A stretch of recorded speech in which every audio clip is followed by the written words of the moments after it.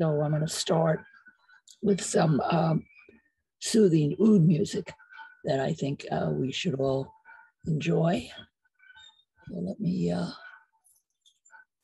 get to my Chrome setting and start the oud music. This is a gentleman named Nazar Abboud. He's a very famous Palestinian oud player. Let's see if we can share screen and listen for a few minutes while people come on to this beautiful music.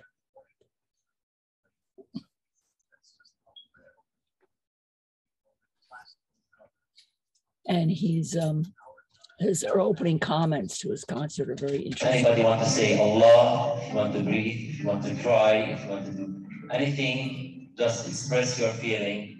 We are trying to be a normal human being, a normal musician in abnormal situation. Maybe our success was when Mahmoud Darwish teach me not to be a Palestinian musician, but to be a musician from Palestine, and to recognize the identity of the culture, and to try sometimes at least to understand it. Thank you very much.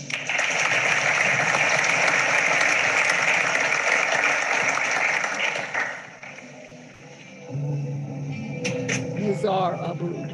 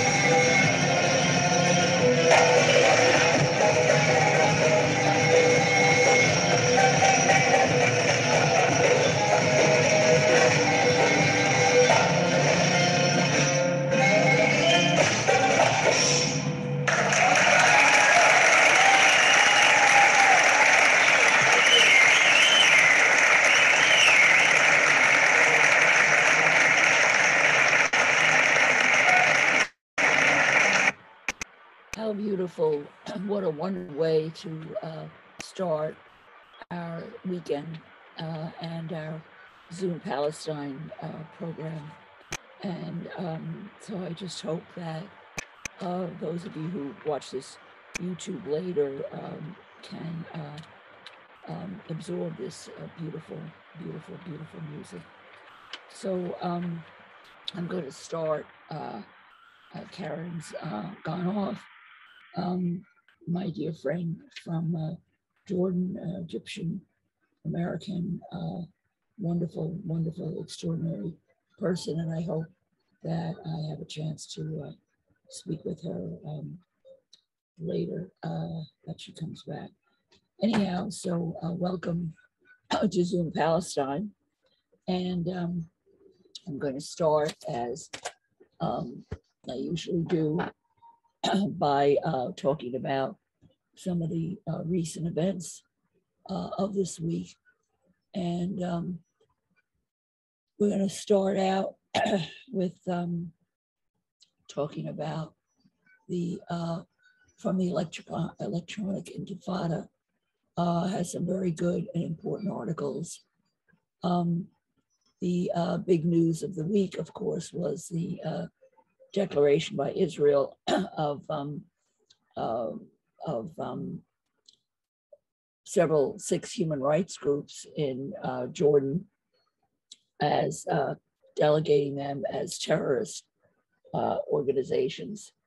I'm going to put my earphones on, my earplugs on for the people who are on Facebook because my phone works better with the earpods. So let me stick my earpods in so that the people on the iPhone can hear. People on Facebook Live, which is being shot from my iPhone, can hear me better. Okay, so I hope that's better. So the electronic intifada also notes that Ireland and EU are split over the designation of terrorists by Israel. So that's kind of a good news that Israel is not getting way high. Genevieve Lim, welcome. Welcome to Zoom Palestine. We just played some beautiful oud music and people are all on different times. We're still on a daylight savings time, but I think that other people in other places are on standard time. So I'm going to mute you, Genevieve, because I can hear your, I don't know if you pronounce your name, Genevieve or Genevieve, because I can hear your TV or radio in the background, but welcome anyway. So there's a bit of a confusion on time this time of the year. I think Europe has gone off of summertime, or England has anyway, I think, but we haven't. I'm not sure about Canada, if Canada has gone off daylight saving times, but tomorrow we go off in the United States, we go off daylight savings time. The other articles that were on electronic intifada this week was about showing Palestine in pictures for the month of October, so we'll enjoy that in a minute. Then also good news about a South Florida congressman candidate endorsing BDS. Climate change spells disaster for Gaza's olive schools. Hi, hi. Welcome, welcome, Sarah. I can't tell if that's you. Yes, it is you. Hi. And also the West seems to be ignoring what Israel's doing, declaring these Palestinian groups terror groups, and tough choices for the Biden administration. So those are were the headlines from yesterday. What's interesting is that although Israel has declared these groups to be terrorist organizations, the dossier seems to have little evidence.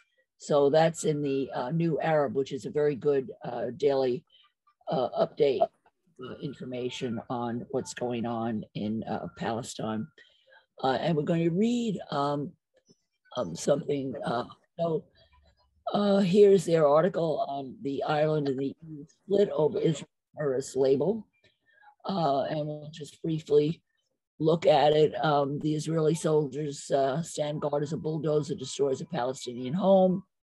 And Israel designated, recently designated 6 groups as its terror, as its crimes being terrorist organizations. And we'll read briefly the beginning of this. The Irish Foreign Minister, Simone Coveney, is publicly criticizing Israel for failing to provide evidence that the 6 well-known Palestinian rights groups are fronts for terrorism. Meanwhile, the European Union continues to cover for its friends in Tel Aviv. This indicates a split between Dublin and Brussels over how to handle the matter. We've asked for, as has the EU, the evidence basis for designating those non-governmental organizations, Coveney told the Jerusalem Post during a visit to the apartheid state on Tuesday. But we have not gotten any credible evidence to link the NGOs to terrorism. Certainly not that I have seen, Dublin's top diplomat added. The staunchly pro-Israel Coveney is no friend of Palestinian rights, but he came out with this statement. So we'll see how, yet even his patience is being tried by Israel's claim last month that the 6 groups, Al-Haq, Adamir, which works with prisoners, Al-Haq is for Human Rights Group, Defense for Children's International Palestine, the Union of Palestinian Women's Committees, the Union of Agricultural Work Committees, and the Bassan Center for Research and Development are channeling money to the Popular Front for the Liberation of Palestine. Like every other Palestinian political party that resists Israel's military occupation, Tel Aviv lists the PFLP as a terrorist organization. A document Israel provided to Ireland did not make the case for such a charge against the 6 rights groups, citing the Irish foreign minister. 2 organizations that we provide modest funding to and who are representing people predominantly in occupied territory in the West Bank have been now designated as effectively supporting terrorist organizations. And we would like to see the evidence base for that, Coveney said. Several of the rights groups receive funding from the EU or its member governments, and 3 of them are working with the International Criminal Court to advance its investigation of war crimes in the occupied West Bank and Gaza Strip. So this problem with the EU endangers Palestinians, and there's a split within the EU, and the article shows us that this is not a done deal.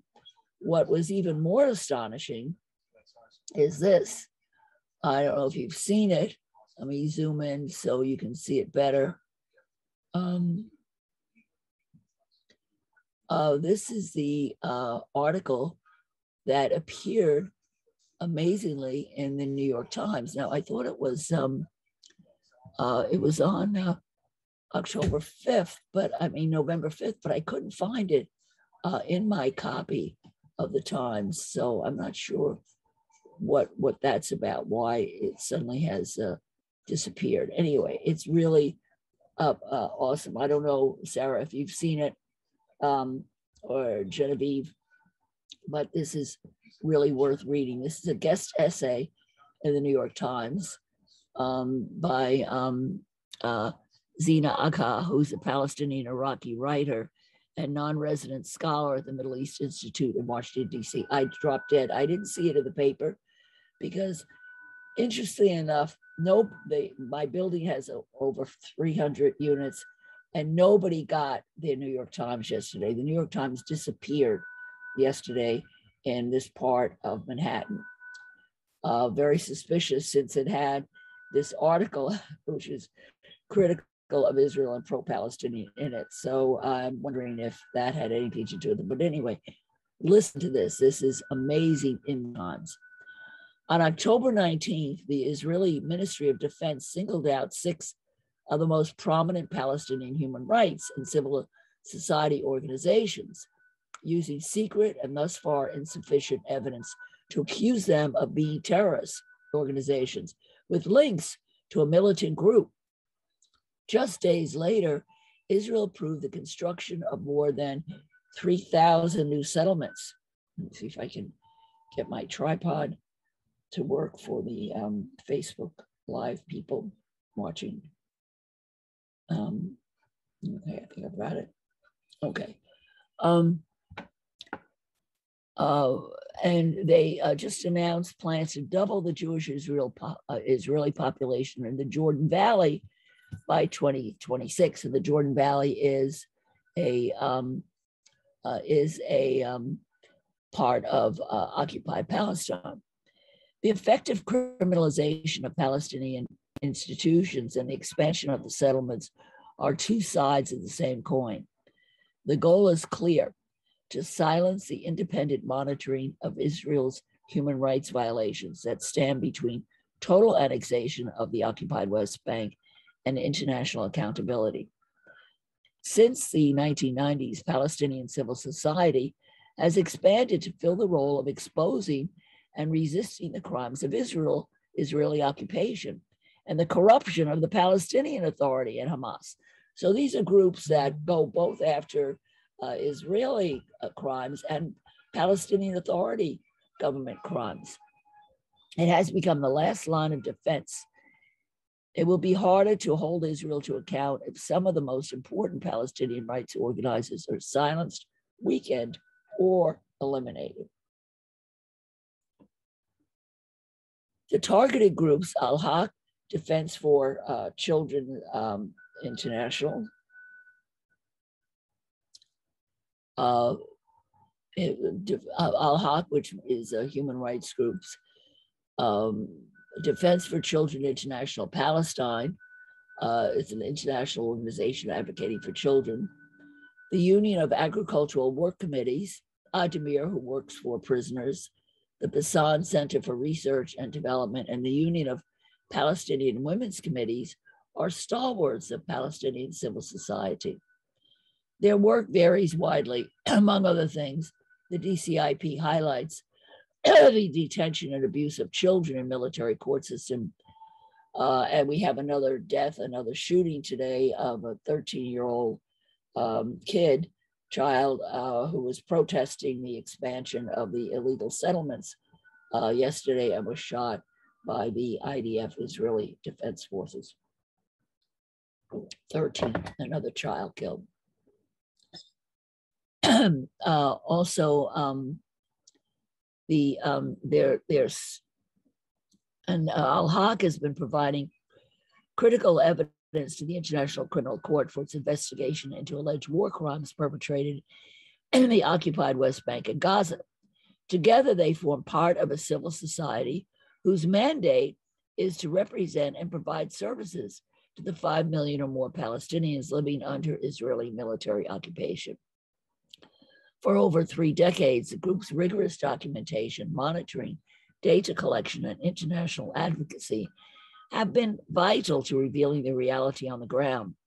And they are often the first port of call for diplomats, the United Nations, and wider international community that relies on them for assessments of what's happening in the occupied territories. And I'm sure Frank Romano, one of our stalwart members and lawyer, working with the ICC, has utilized their resources. Together, they form a part of a civil society whose mandate is to represent and provide services to the 5 million or more Palestinians living under Israeli military occupation. For over 3 decades, that's 30 years plus, the group's rigorous documentation, monitoring, data collection, international advocacy has been vital to revealing the reality on the ground, and they're often the first port of call for diplomats, the United Nations, and wider international community that relies on them for assessments of what's happening in the occupied territories. As a consequence of these groups' work, the Israeli authorities have been raiding offices and harassing the staff of these and other organizations for years. Just this past July, Israeli soldiers raided DCIP's office in the West Bank city of Al-Birha, seizing computers, hard drives, and client files related to Palestinian child detainees whom they represent in Israeli military courts. When such raids occur, staff members have sometimes been arrested. Go to the next page. International human rights groups known for documenting Israeli rights violations have also not been spared. In 2019, Israel deported Human Rights Watch's Israel and Palestinian director Omar Shakir after a long legal battle. And that same year, it imposed a travel ban on Amnesty International's West Bank campaigner Nazar Abboud. These tactics are seemingly part of a wider continuing movement to delegitimize, defund, and permanently gut Palestinian NGOs. The shrinking space of Palestinian civil society has been well documented. It's part of a campaign spearheaded by the Israeli government with support from groups like NGO Monitor and UK Lawyers for Israel to disseminate disinformation and pursue these groups in court, targeting civil society organizations that monitor and resist Israeli human rights violations, including the continual expansion of illegal settlements. So basically, Israel is silencing all those who are observing and reporting their illegal activities. But these attacks are not just limited to civil society and not limited to organizations operating in Israel, Gaza, and the West Bank. They spill out into courtrooms, campaigns, and government offices across Europe and North America through smear campaigns, the proliferation of unconstitutional anti-boycott laws, and lawsuits meant to distract and drain nonprofit organizations providing solidarity to Palestinian civil society. But why label these groups terrorists now? Undoubtedly, the United States and Europe are the intended audience of this designation. It seems Israel's goal is to weaponize the sprawling infrastructure of anti-terrorism laws created around the world after September 11th, targeting Palestinian human rights defenders by labeling their legitimate work terror, thus making their organizations, their efforts, and their very persons toxic, untouchable, and most important, even harder to fund. The full effects of the designation are yet to be borne out. In real terms, it opens the door for possible harassment of the staffs and resources of these organizations, increasing the risk of arrest and possible prosecution. Further, if the international community agrees with Israel's designation, these organizations could see their fundraising end. This moment is a testament to the spirit and sustained progress of these organizations.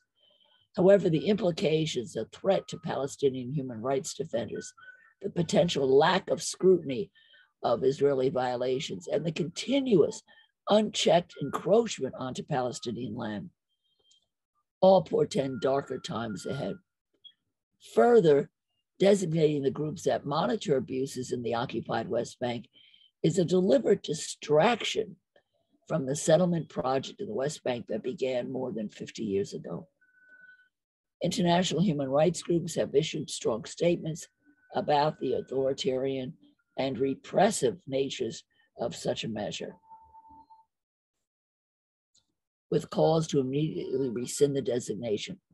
There is also already pushback in the form of a congressional resolution in the US House of Representatives. And everybody, you need to support that resolution. Betty McCullough, I think she's from Minnesota, has passed another one. And I'll send a link to everyone about how to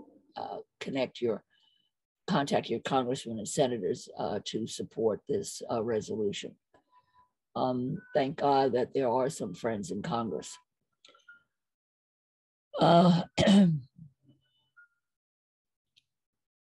This is good that this resolution is in Congress. A robust civil society is a key feature of a healthy democracy. It is authoritarian regimes that silence and suppress them. The U.S. State Department, which reportedly was not notified in advance of the decision, has already asked for clarification. And the local office for the UN High Commissioner for Human Rights called on Israel to, quote, fully respect the rights of freedom of association and expression without any interference or harassment against the organizations or their staff. Likewise, Palestinian civil society groups and international human rights bodies have issued calls for Israel to immediately rescind these designations. Anyone concerned about protecting democratic institutions should stand with them. And again, this is by Zina Agha, who's a Palestinian Iraqi writer and a scholar at the Middle East Institute in Washington. And I will forward information on how you can become involved in petitioning Congress for a remedy to this terrible situation. The good news is that there's a congressman from South Florida who is endorsing BDS. He's a candidate in South Congress, and he is running Congressman candidate Omari Hardy. But the PAC for Democratic Majority in Israel is running an attack ad placing Democratic congressional candidate Omar Hardy, who isn't expected to win, in its sights. He is bidding for a seat in a Florida's district primary election below, and he's the latest progressive Black candidate who supports Palestinian rights to have been targeted by the lobby group and its PAC. The Democratic Majority for Israel is closely tied to the anti-Palestinian genocidal language of retained board member Archie Gottesman. The conservative Democrat outfit is attempting to shift progressives to the right in order to assure the election of politicians who will be more friendly to Israel's subjugation of Palestinians. Hardy is running behind several candidates, and he's not expected to win, but he's the Guy Hastings, who's a strong supporter of Israel, like many members of Congress. He votes for aid, military aid to Israel. It looks like he's going to be selected. But the fact that so many Black politicians are coming out to support Israel, to support the Palestinians against the Israeli attacks is a very good sign.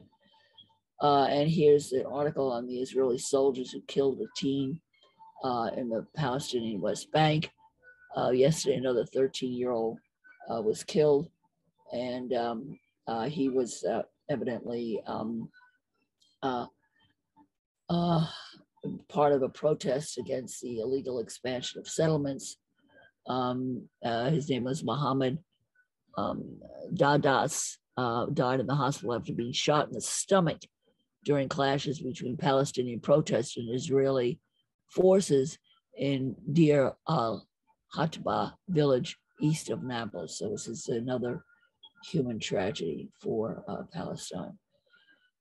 So here's some Palestinian pictures for our view. Here's Palestinian fishers selling their catch at Gaza City, main port, 21st of October. Here's Israeli activists who hold a solidarity visit. So these are Israelis visiting with Palestinians to express support to them. Let me see if I can make this a little better for my Facebook friends. They visit and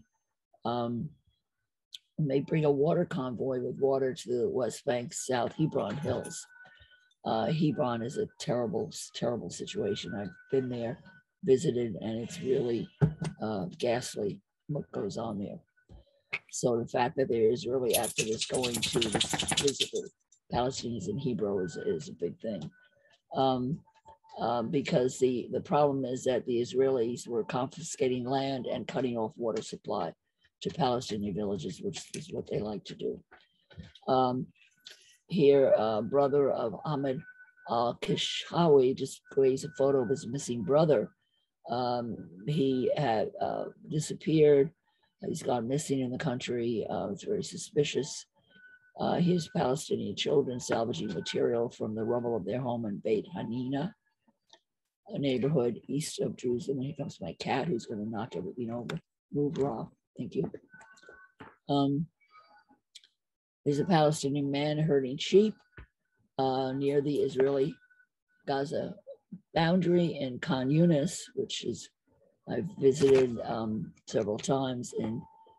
And here's volunteers helping Palestinian farmers and families harvest olives in Khan Yunis. And as we mentioned before, the olive crops are in great danger in Gaza due to climate change and the lack of water. Here's an English language teacher, Lowry Sheikh Eid, dresses as a clown in his classroom in Khan Yunis. Here, Palestinians protesting against the framework for cooperation signed by the U.S. and UNRWA in front of the UN agency quarters.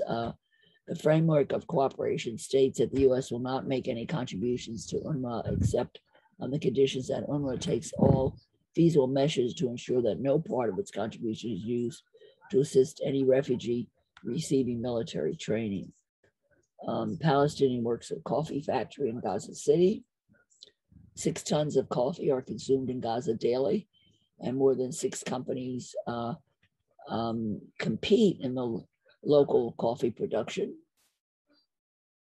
And he is photographer Hamid al-Hindawi, 82, at his home in Khan Yunis in Gaza. He got his first camera in 1954, worked on prominent studios in Riyadh and Taif in Saudi Arabia. Palestinians gathering outside the Gaza Chamber of Commerce to apply for permits to work in Israel, Deir al-Bata Central Strip. This is Palestinian children going to school. Palestinians stand outside of the Capra Medical Center in solidarity with Palestinian prisoners who are on hunger strike to protest being held without charge or trial in Israel.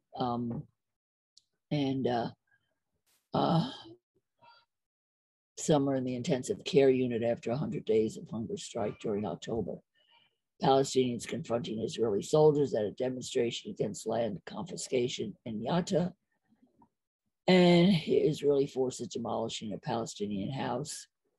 And Palestinians attending a social rally marking the birthday of Prophet Muhammad near the Damascus Gate in Jerusalem in October 19. Okay, and here's the family of Muhammad al-Durs, killed by Israeli soldiers by being shielded by his father in September 2000 at their home in the al-Burej refugee camp. Okay, so we'll continue on to our poetry video. This is actually a video that made by a good friend of mine, Mel Lehman, who works selling art from people in the Middle East, particularly refugees and people who are oppressed. And so I'm going to, his niece is a professor of Palestinian poetry, expert on Palestinian poetry, and she's going to be telling us about these 4 wonderful Palestinian poets. So we will begin. Have poetry, and today I'm very honored to welcome a distinguished Fulbright scholar, Professor Angela Lehman, who also happens to be my beloved niece. So if I get a little mixed up between referring to her with her distinguished academic heritage and my familiar name, you'll have to forgive me. We come from a family which is very interested in the Middle East. My uncle and Angela's dad's uncle, Irvin Lehman, was a professor of Old Testament, and he spent quite a bit of time in Palestine, Israel, and taught English as a second language at AUB, American University of Beirut. So our family goes back quite a long ways. But enough about me. Let's introduce my beloved niece and scholar, Professor Angela Lehman. Angela Lehman is a writer and an educator in Richmond, Virginia. She has an MFA, a Master in Fine Arts, in poetry, and became interested in Palestinian literature after her first visit to the region in 2017, which I had a little bit to do about. Since then, she has been to Palestine and Israel 3 more times to travel, learn, and teach. Most recently, as a Fulbright scholar, wow, I'm very impressed, at Al-Ananja, you'll have to help me with that pronunciation, University in Nablus, Palestine, in the spring of last year. And then the pandemic hit. We'll hear about this in a moment. Currently, she teaches English language and global education courses at Virginia Commonwealth University in Richmond, Virginia. Welcome, Professor. Welcome, my dear niece, Angela. Great to have you with us. Thanks, I'm glad to be here. My first trip to Palestine was actually started in Jordan, but with Mel, my uncle, and it was a life-changing experience because I decided that I just needed to learn more and go back, and I have, my first 3 visits were all about a week long, and then this past spring when I was going to spend the whole semester there at Nazar University, but came back about a little more than halfway through because of COVID. But I'm still trying to keep in touch with people over there and keep learning, and really, really hope to go back one day. Okay, so I think, also I have to mention, and I forgot to grab the book, but on my mother's side, I believe my great-grandfather also spent time in the Middle East and wrote a book about his experiences in the Holy Lands. So I guess I have it from both sides, Would that be really the thing that got it started? Would that be A.D. Wenger? Yes, yeah. The distinguished founder of Eastern Mennonite University. So you've got Middle East love in your system there. Yeah, yeah. Well, we will get started today. I'm going to mostly be sharing my screen with some slides, and then talking and sharing some stories, sharing a bit of biography, and then reading one poem from 4 different poets. And this was maybe the most challenging part of the presentation, is just picking 4 poets and picking just one poem from each. So, if anyone's very interested, I can send more information, more reading recommendations, more poems, and so on.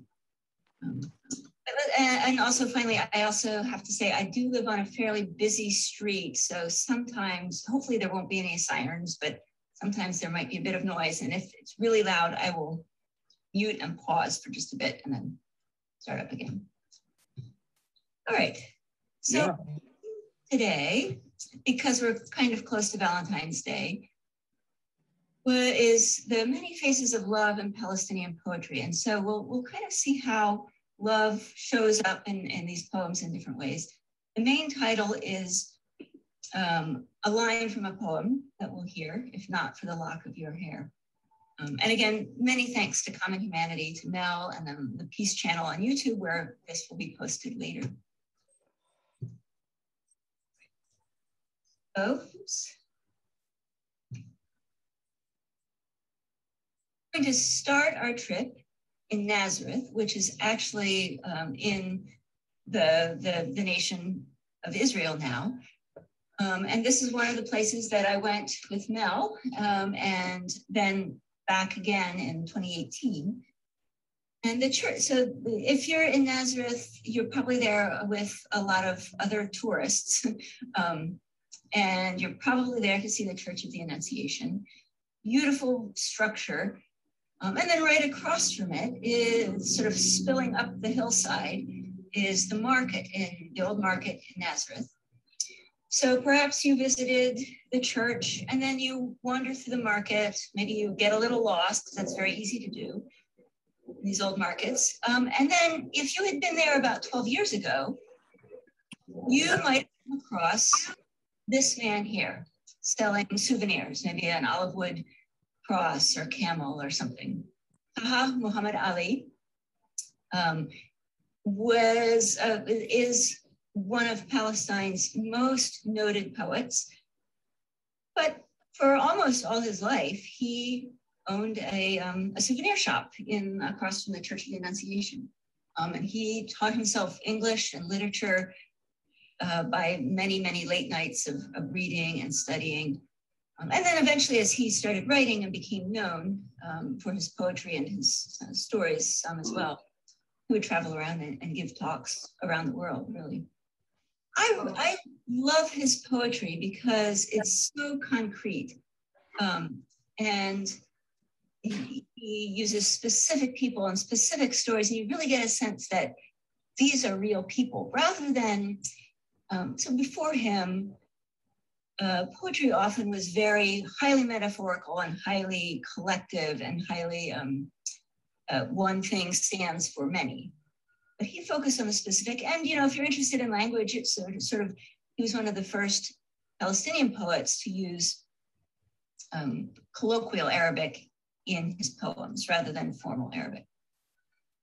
So he was born in 1931 in a village outside Nazareth, actually a place that Mel and I were very close to during our visit there, and I went back and visited later.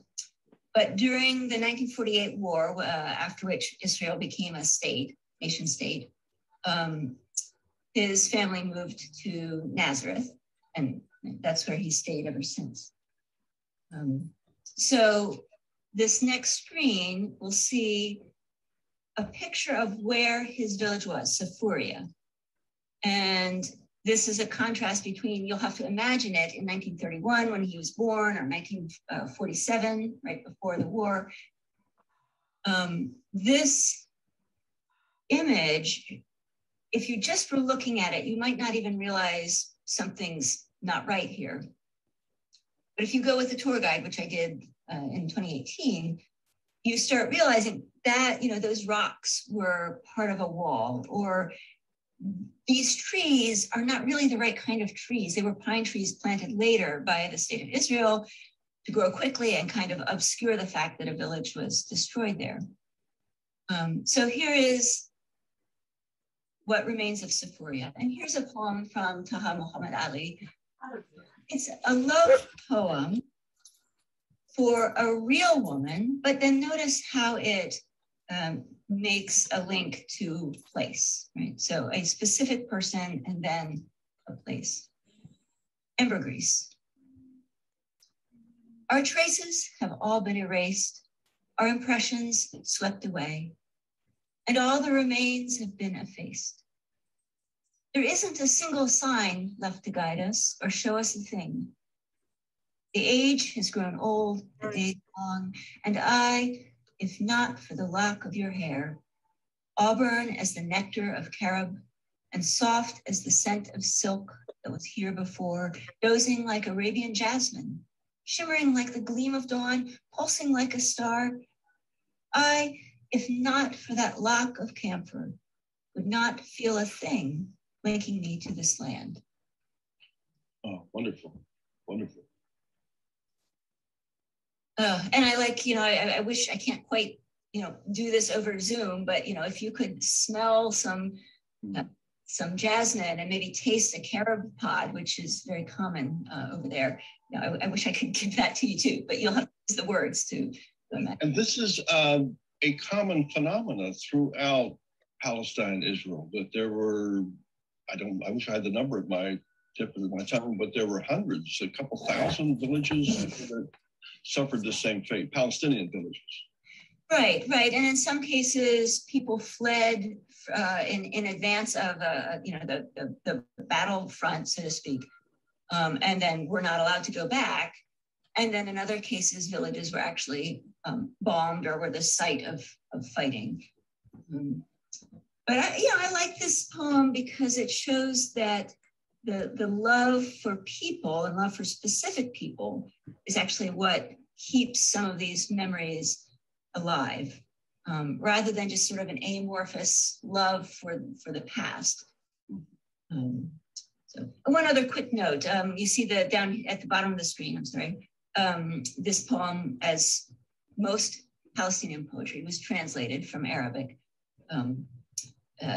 So I'm not good enough at Arabic yet to be able to read it in the original language. So I'm very thankful for translators. But you're studying Arabic. I'm studying, yeah, and I think I'm ready to. When I look at Arabic poems, I can recognize some words, but I'm not quite ready to get all the meaning out of the extra linguistic things that happen with poetry, right? The images and the idioms and so on. Okay, so we're going to go from the north of the country, Israel, and now we're actually going to go into Palestine proper. And we will meet the poet Ghassan Zaktan. And he was born in Beit Jala, which is close to Bethlehem, sort of in the south of Palestine. And this photo here shows Ghassan on the left. On the right is a Palestinian American named Fadi Judah, who's a poet, a translator, and a doctor, actually, by trade. And he's actually the translator of the next poem that we'll look at. Ghassan Zaktan also writes poems full of specific images. You can imagine sights and sounds and smells almost.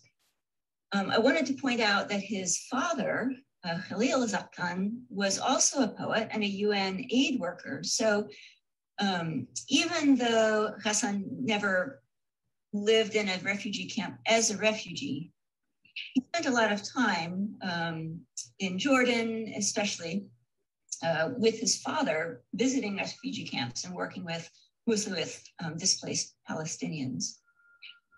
And in fact, the poem that we'll read from him is, it's about his father, but you won't ever hear father, but you'll hear he. And the poem never quite states who he is. So you're left to maybe put somebody or imagine that it's the son and the father kind of together somehow. But I call this a love poem because I think it comes out, I think it's the poem that couldn't have been written without a deep love for his parents and the lives that they lived. So here, this is not, the poem is called A Picture of the House in Beit Jala. And it's not this house in particular, but you'll see a house from the old city. And also you see a book of poetry that Ghassan's father, Khalil, published. So here's the poem, A Picture of the House in Beit Jala. He has to return to shut that window. It isn't entirely clear whether this is what he must do. Things are no longer clear since he lost them. And it seems a hole somewhere within him has opened up. Filling in the cracks has exhausted him. Mending the fences, wiping the glass, cleaning the edges, and watching the dust that seems, since he lost the things, to lure his memories into hoax and ruse. From here, his childhood appears as if it were a trick. Inspecting the doors has fully exhausted him, the window latches, the condition of the plants, and wiping the dust that has not ceased flowing into the rooms, on the beds, sheets, pots, and on the picture frames on the walls. Since he lost them, he stays with friends who become fewer, sleeps in their beds that become narrower, while the dust gnaws at his memories there. He must return to shut that window, the upper story window, which he often forgets, at the end of the stairway that leads to the roof. Since he lost them, he aimlessly walks, and the day's small purposes are also no longer clear. Wonderful. Do you have that on your screen share? I don't. It was a little bit long. I think if I had put it on, the words would have been very, very small. But it's just for anyone who's listening, if you message Mel, and send an email, I can send titles and clips and, you know, copies and things like that. So,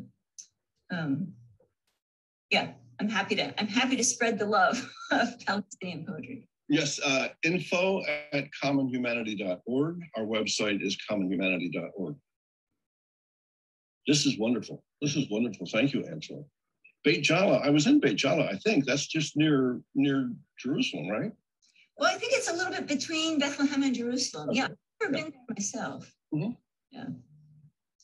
All right, let's now jump ahead in time to a younger generation of poets. And another place in Palestine. The photo you see across the top is sort of a, not quite a bird's eye view, but a panoramic view of Ramallah, which is regarded as the cultural capital of Palestine. The presidential residence is also there. Very, very, not huge, not the biggest city in Palestine, but very cosmopolitan. And Maya Abu al-Hayat works, actually, I believe she lives in Jerusalem, but she works in Ramallah, where she directs the Palestinian Writers Workshop, which has a lot of programs for young people, young Palestinians and writing. She is an amazing writer. I love her poetry. I haven't yet read any of her other books, and unfortunately, she doesn't have any entire books yet translated into English, but appears in anthologies, or if you Google her on the internet, you can find more of her poems translated into English.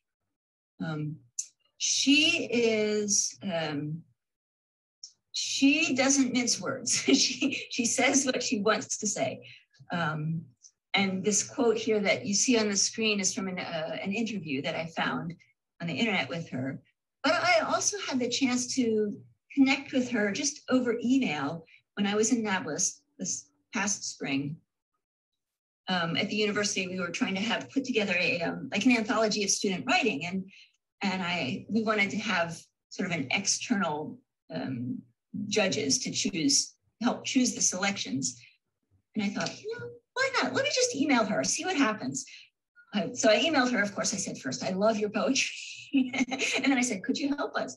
And so we emailed back and forth, but then, everything became chaotic with COVID, and that never happened. But I think she's just a really generous, wonderful person and writes wonderful poetry.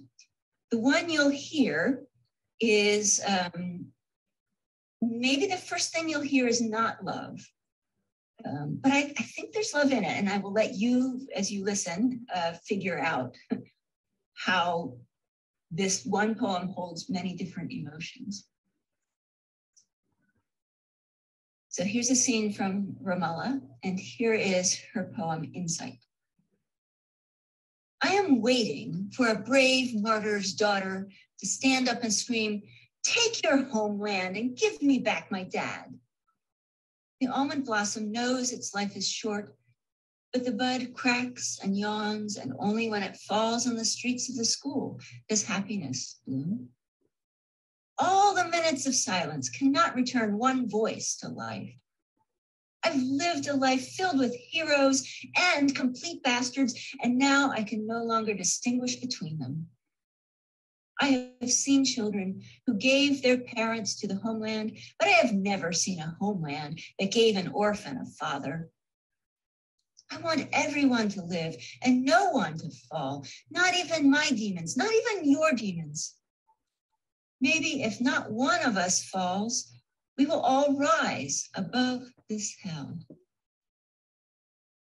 What a moving, what a profound poem. Wonderful. Wow.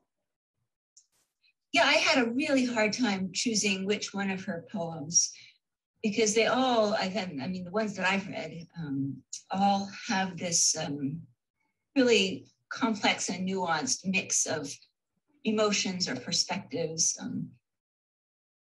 Anyway, yeah, makes me especially want to learn to read them in Arabic. Yes, and we're looking at martyrs, which are people who have lost their lives because of the conflict and the pain and struggle there. And that's a common sight throughout Palestine. Just as previously we saw the villages that were common sites throughout Palestine, this also is a common shared experience. Yeah, memorials to martyrs. And I want to be clear, as you know, Mel, but maybe not everyone knows, that martyr here does not mean suicide bomber. Let's be absolutely clear. Martyr is an expansive term for anyone whose life was cut unnecessarily short by a conflict related to trying to retain the Palestinian identity. Right. I mean, that's my crude way of putting it. This Palestinian herself or himself could probably say it better, but I just want to be clear that when we talk about martyrs, that includes a wide range of people and reasons and perspectives. Excellent. So now we will leave Palestine and go to Australia. I don't have a photo of Australia here because I actually don't know where Sarah Saleh is from in Australia, but she is the daughter of a Palestinian mother and an Egyptian father who met partly because so many Palestinians are no longer in Palestine. And so Sarah's parents and Sarah herself have this, some of them feel very strongly this in-between existence of being Palestinian, being Arab, but no longer living in the Arab world. And in fact, she is a poet and a writer. I think her day job is related to human rights activism.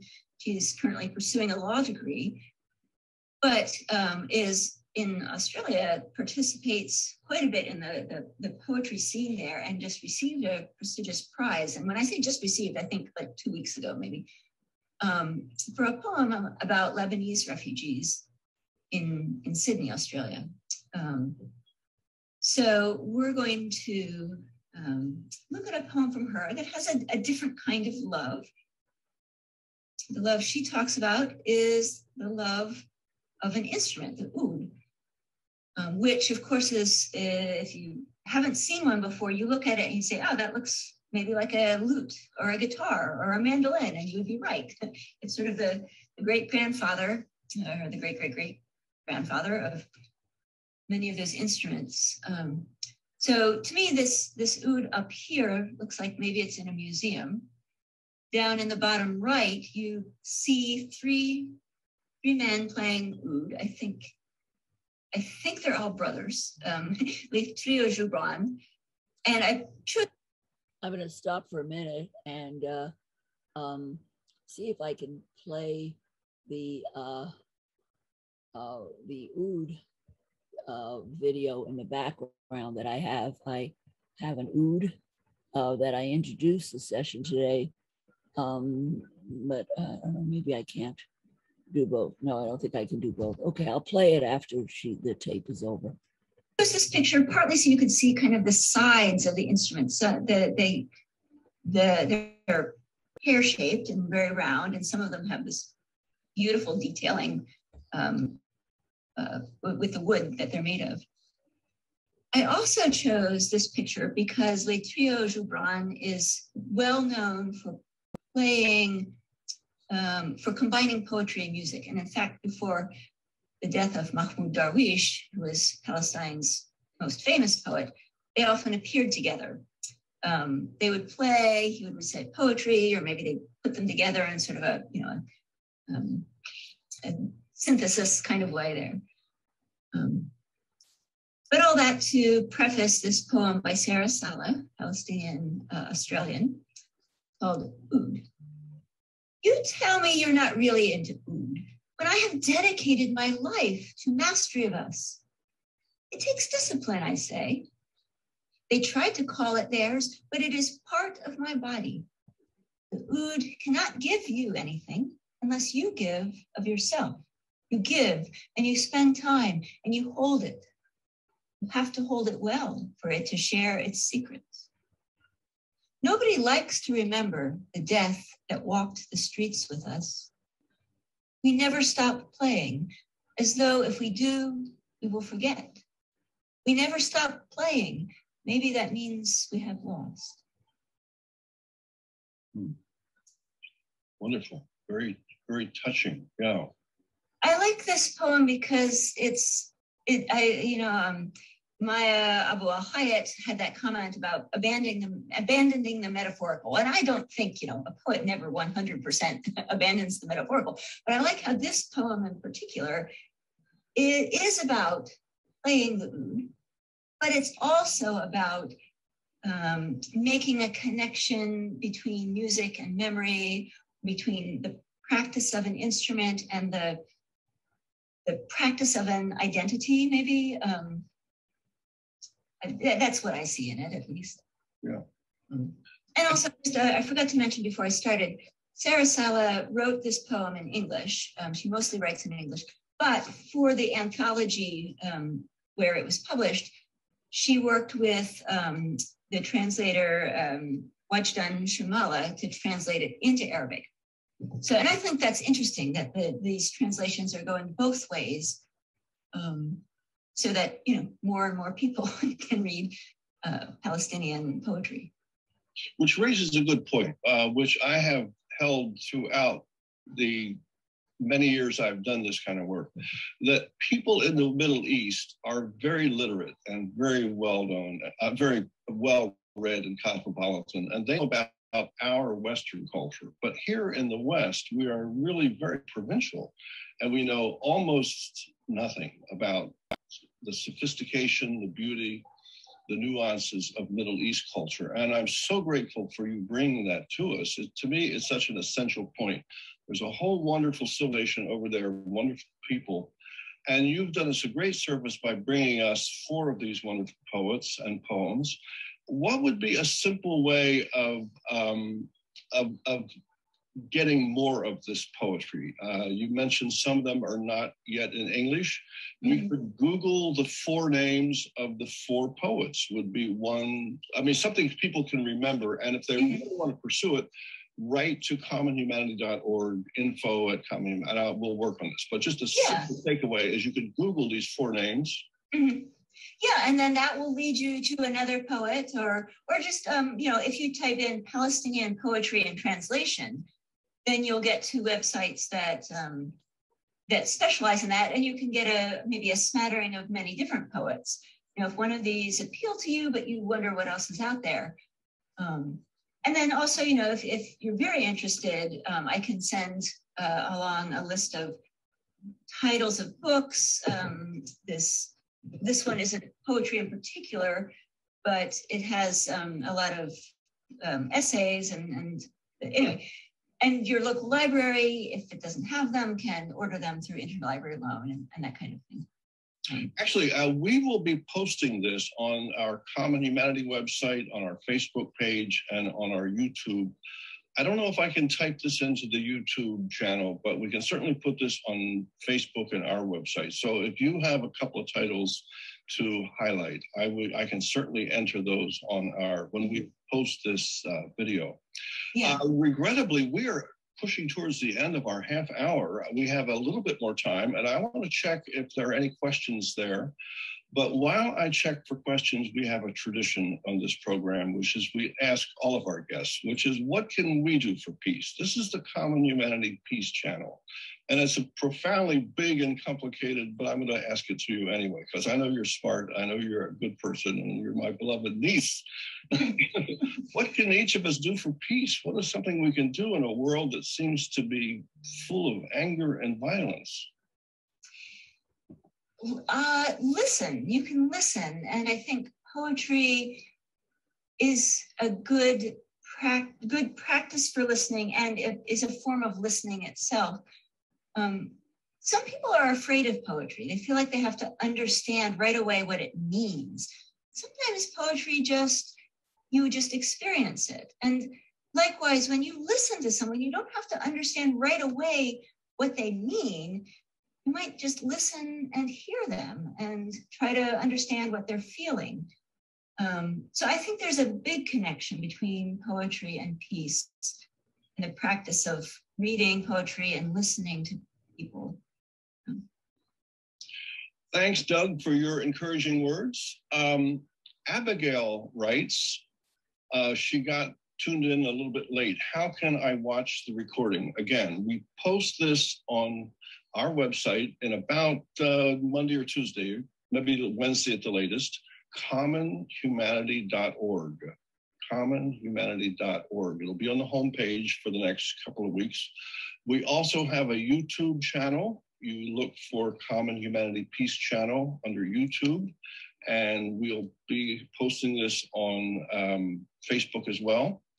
I want to thank you, Angela. Let me see if there are any questions here. While I check for questions, we are having these programs every 2 weeks, first and third Saturday of each month. In 2 weeks from right now, we're going to have a wonderful program on Iraqi art. A dear friend of mine and a wonderful painter from Iraq, Ahmed Abdul Razik, is going to be talking about his paintings. And I'm very happy to report, I just got word this morning that I think it's going to be sometime in March. We don't have an exact date yet. We're going to be reading Rumi together. There's going to be 2 scholars in Iran, and myself, probably, I can't resist the temptation to be one of this, and somebody else. We're going to be reading Rumi together. So a Rumi expert was going to recommend a poem, and we'll look at it ahead of time, and then we'll get an Iranian perspective on Rumi. And then I will be bold enough, and some other courageous soul will be bold enough to offer. That's really exciting, yeah. Yeah. And when did you say? Well, we don't have an exact date yet, but okay. I think it's going to be March. So near New Year, right? Near Nowruz, right? I guess so. You're ahead of me there. Yeah. That's wonderful. So visit our website, commonhumanity.org. If you want to help support this effort, if you want to buy some beautiful art, we have posters for sale. We have blank note cards for sale.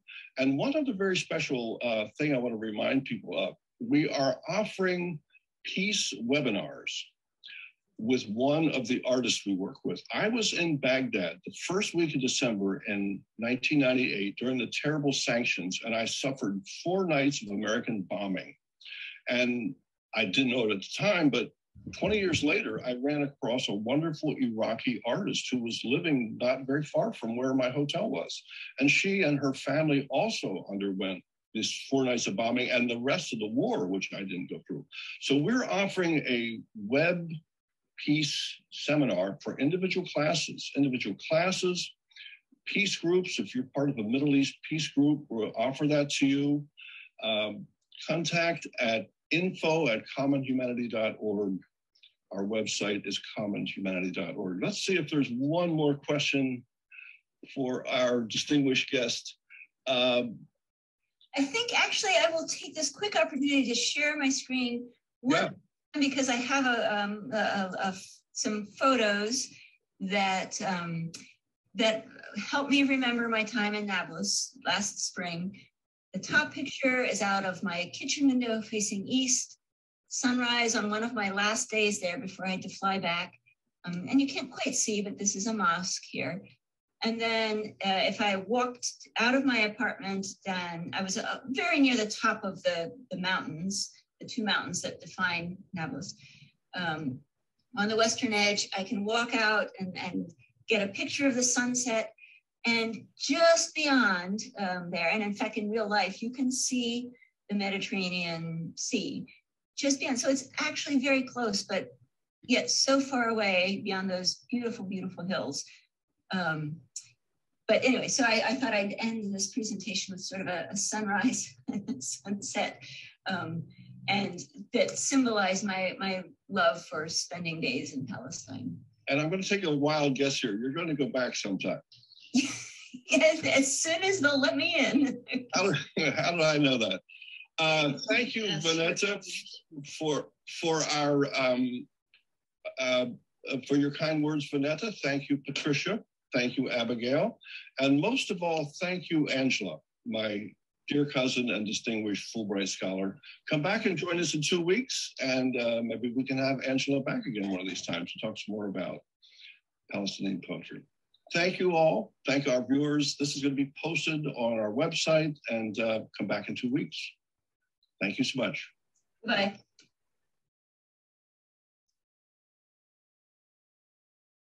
Wow, that was wonderful. Richard, you just got here. Welcome from Lebanon. We started about an hour ago. So You did? yeah, yeah. The time, you know, we're still on summer daylight savings time here. So we don't go off it until tomorrow. So that's how come. But next week it should be easier because I know the people in Europe got confused, in the UK. Everybody's confused about the time. I'm not sure which country has got off it. I think most of Europe is off of it. I think Jordan is still on it. I'm not sure. But anyhow, in a week, we should all be off of summertime and be able to be on properly. But the poetry was awesome. Linda, so nice to see you. Can you unmute yourself? Yeah. Yes, I can. Great. Thanks for joining. Did you enjoy the poetry? Oh my gosh. She is wonderful. Yeah. Yeah. And I especially liked, it was the second woman. She's kind of she strikes me as a trailblazer, I guess. You know what I mean? Yeah. That was just one of them all. Yeah. Yeah. Yes. Yeah, oh she my was gosh. very powerful. Yeah. It's good. It is so, and I apologize for being a little bit late, but oh, that's okay. I'm happy that you got here. I think what for me, the diversity of spirit and poetry, you know, they go from romantic to radical kind of protest. I think that but very powerful, each one with passion. And yeah, I think I mentioned before on Zoom how impressed I've been with the tradition of poetry in the Middle East, that it's very much part of Arab culture. And when I went to artist parties, after everybody would have a lot of arak, which is a very delicious kind of, it's like an anisette tasting. You're Italian, you know what anisette is. Okay. Yes, I do. It's like an anisette. And the most expensive and the most valuable are from flowers made from flowers from Lebanon.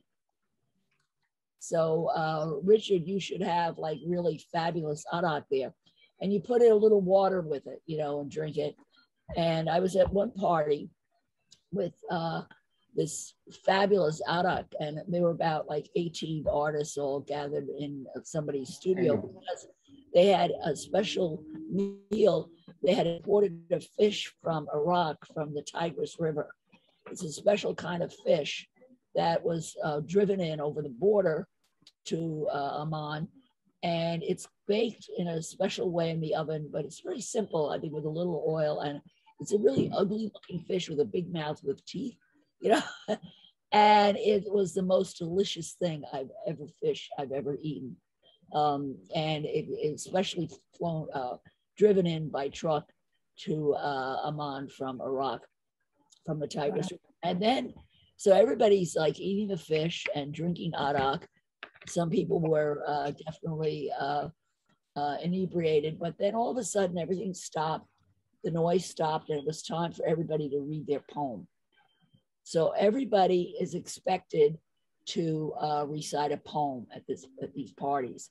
And people would dig into their pocket and pull out the latest poetry. And the poetry is like often sung and chanted, and people go, Allah, Allah, you know, everybody's like moving back and forth. They came to me, an American, you know, and what's your poem? Well, I didn't have a poem. Tiger, tiger, burning bright in the forest of the night. I felt like such an idiot. So from then on, I started writing poetry in my little book, and I would carry it around with me just in case I went to a party and I had to read a poem that I wrote. But they also memorize all this traditional, the Iraqis, particularly, there were a lot of Iraqis at this party, this wonderful Iraqi poetry that's very traditional, very powerful, that's sung, and it's like hundreds and hundreds of years old, and they all know it, you know. So when Mel Lehman in this video talks about the high rate of literacy in the Arab culture, he's not kidding. It's both in terms of contemporary things that they know a lot about, and they're very well educated in, for example, the Palestinians in Jordan, they're all become doctors, lawyers, judges, you know, big business. They're just like Jews. They are very good business people, and their families stick together and share resources so they can succeed. So they have that kind of literacy, but in addition, they have a culture and a tradition that's very literate with all this poetry. I was extremely impressed by it. Actually, I wanted to play for us the oud music that I started out with as we end. It's by Nazar Abboud, who plays this beautiful. Not to be a and I'll start in Palestinian. the beginning. Say Allah, if you want to breathe, if you want to cry, if you want to do anything. So you should listen to this. You'll enjoy this. I'm going to do a screen share with it. And the guy's name is last name is Abboud, and interestingly enough, I was in Abboud, which is a village outside between Jerusalem and Ramallah, and it was one of the places where I first learned. I stayed with a Palestinian family, and it was one of the places where I first learned about the settlers, what they were doing to the Palestinian farmers. There was a settlement, illegal settlement built on the hill above his farm. This is a family of farmers. They're actually a Christian family. And the settlers dumped all their garbage into the Palestinians' water supply, and dirty diapers, sewage, you know, disgusting, and the water that they would use to feed the animals for their own drinking water. They built barricades so that the guy couldn't go directly to his olive groves and to care for his animals. He'd have to take a long winding route through barriers for about an hour to get to his own farm, which was right next to their house. And the violence of the settlers against the farmers was just horrible. So actually the head, and this was a Christian and Muslim village where they'd lived together in harmony for hundreds of years. So the head of the Christians and the head Muslim, they all went to the United States Congress together to complain about what was going on in Abboud. This was several years ago. Of course, nothing happened. But anyhow, so I'm going to end with this beautiful music. You feel the warmness. So if anybody wants to say Allah, if you want to breathe, if you want to cry, if you want to do anything, just express your feeling. We are trying to be a normal human being, a normal musician in abnormal situation. Maybe our success was when Mahmoud Darwish teach me not to be a Palestinian musician, but to be a musician from Palestine, and to recognize the identity of the culture, and to try sometimes at least to understand. Thank you very much.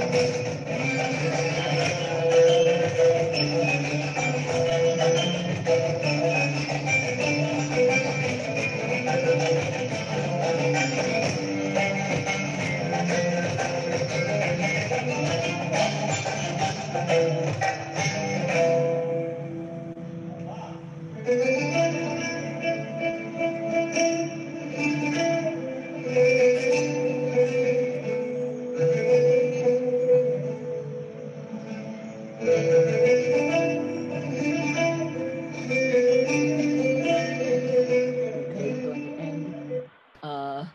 going to end now because it's 12 o'clock, past 12 o'clock, past our time, and I have to feed my cats before they knock over my computer and everything else. So thank you for joining today. It was lovely to see you, Richard, from Lebanon, that you're healthy. And you were telling us that things are getting better in Lebanon now?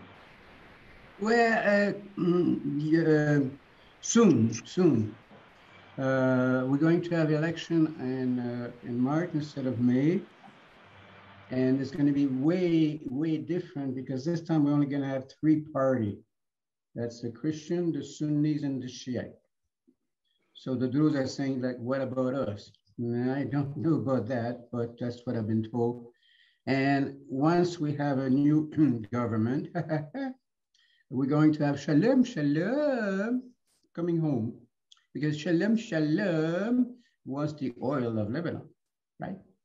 That's why they want to be nice to us, because they want the oil.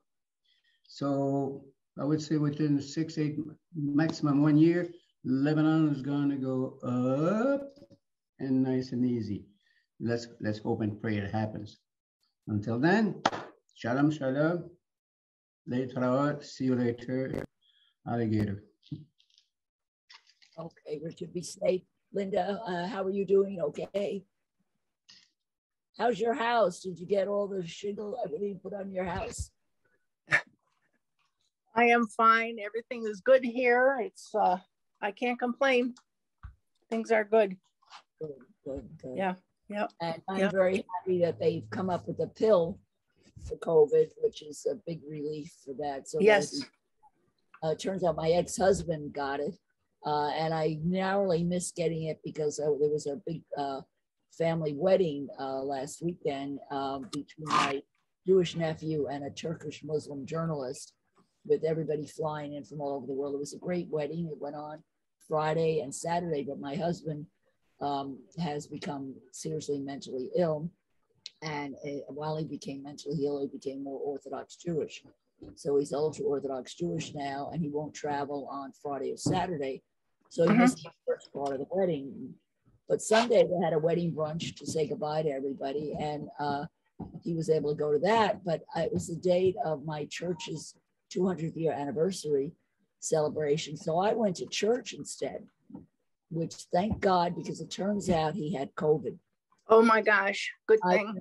Always sits next to me because he's so weird, he's so mentally ill, nobody wants to be near him. So I'm the only one who will sit with him. I would have been sitting with him 4 or 5 hours, and he had COVID. Nobody knew about it. He was vaccinated, but he still had it. And thank God I didn't go. Going to church saved me. And what happened was he ended up in the hospital the next day, collapsed. He had pneumonia, but because he had the shots, so they treated him, and now he's in a rehab and seems to be doing okay. But I was very lucky that I went to church. So, God is protecting us despite ourselves. So blessings to everybody. And I'll see you all next week. Have a great week. Okay. Oh. Thanks for joining. Bye.